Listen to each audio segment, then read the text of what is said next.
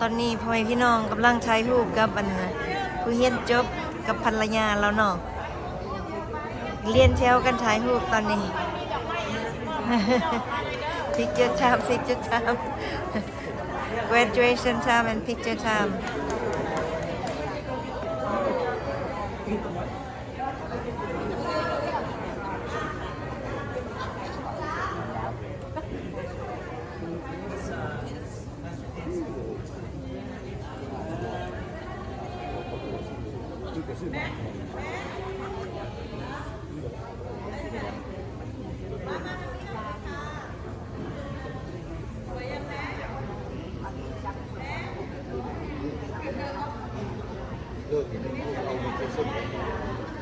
ถ่ายรูปตอนนี้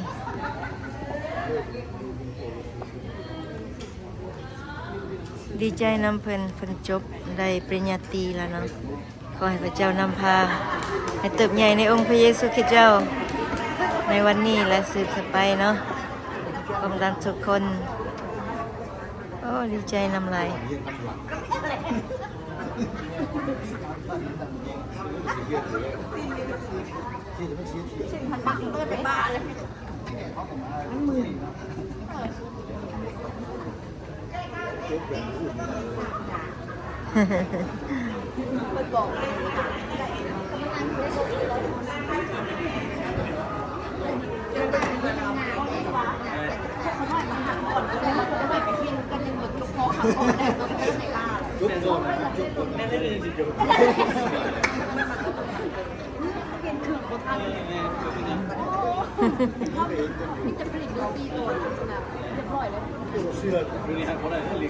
ตอนนี้มันพักก่อนถ่ายรูปเนาะ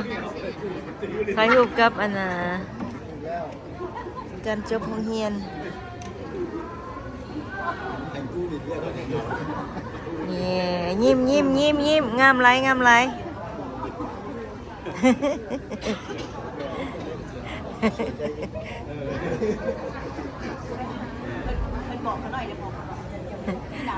ใส่เอาแบ็กกราวด์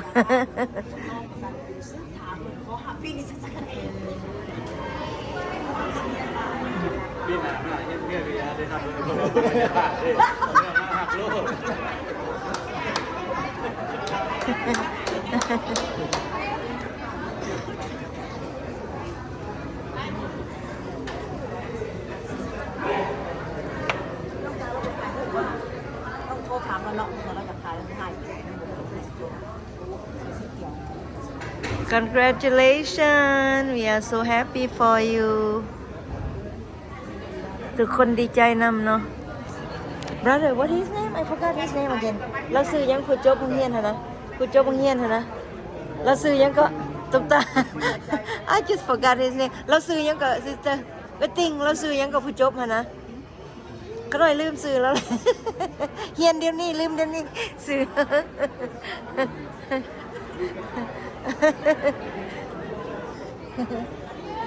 sister what his name เราซื้อยังก็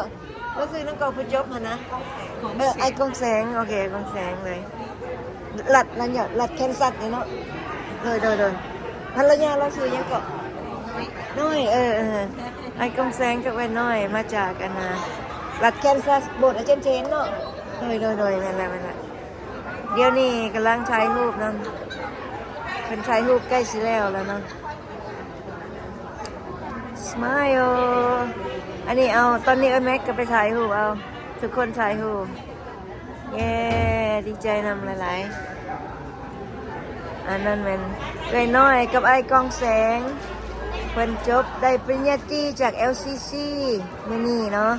ทุกคนก็ดีใจนำแล้วก็ขอให้พระเจ้านำพาขอให้พวกเราทุกคนเติบใหญ่ในองค์พระเยซูคริสต์เจ้าในวันนี้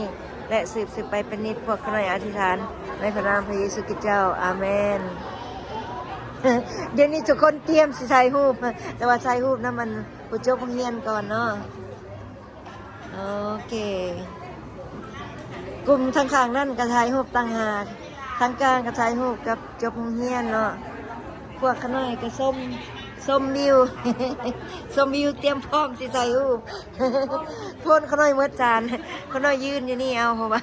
กันสอดออกแล้วมันสิตาย ยืมน้ำเพิ่น ยืมแนวช็อตน้ำเพิ่นว่าลืมแนวช็อตอยู่เจลอันนี้เป็นอาจารย์แก้ววันดีใส่หูปทั้งนี้ได้หลายภาพมี3 บอลถ่ายรูปเนาะ มีส่วนนั่นแน่ส่วนทางกลางในส่วนนี้แน่อันนี้เป็นธรรมศาสตร์ของถ่ายรูปเด้อพ่อแม่พี่น้องมวนหลาย LCC ปีนี้มีหลายโหมดหลายแบบให้พวกเขาเบิ่งนำกันและก็หลายท่านก็กำลังถ่ายรูปยังบ่แล้ว ถ่ายรูป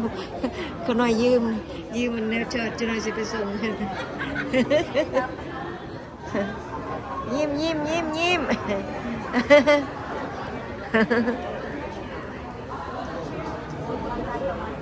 ถ่ายรูปนำกันแล้วพวกเข้ามาห่วมกันสรรเสริญพระเจ้าถ่ายรูปนำกันเว้ากันลมกันขอให้พระเจ้าได้รับเกียรติเนาะเพราะพวกเขาเป็นมนุษย์เป็นลูกพระเจ้าเด้พระเจ้าก็เอามาห่วมกันดนเห็นกันจะหนึ่งก็ดีใจเนาะหลังจากเห็นแต่ออนไลน์บัดมาเห็นใกล้ๆกันแล้วแห่งดีใจเนาะไปสิเนาะ We are all God's children and He bring us together in His timing. Right now it's picture time and we take picture with the graduation brother Homchan and his wife Noi.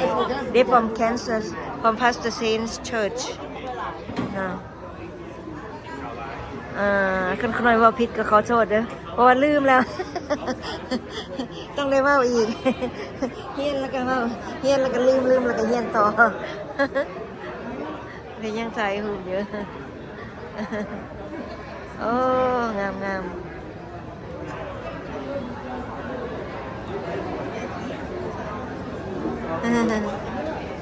ไปถ่ายรูปน้ำเพิ่นไปหนึ่งกัน